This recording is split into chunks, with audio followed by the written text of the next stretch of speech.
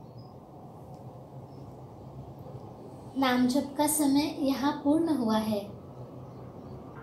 आशा है आप सभी ने नाम जप की अनुभूति अवश्य ली होगी। ये अनुभव आप फेसबुक और यूट्यूब पर कमेंट में डाल सकते हैं। हम उसका आगे के सत्संग में विश्लेषण लेंगे।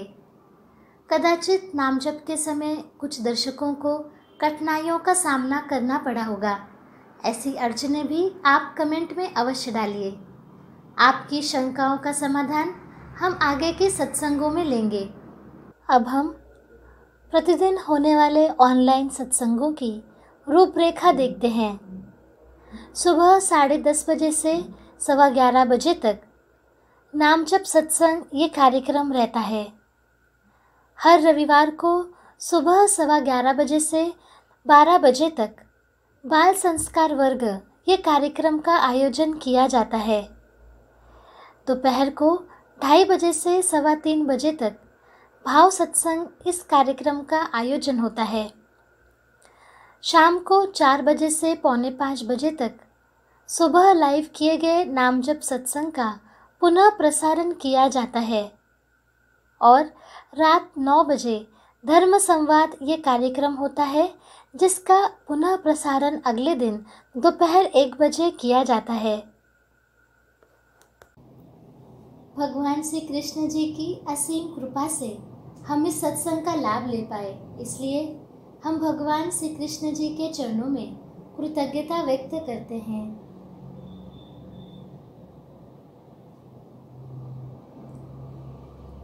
आज का ये नाम जप सत्संग यही संपन्न हुआ, ऐसा मैं घोषित करती हूँ।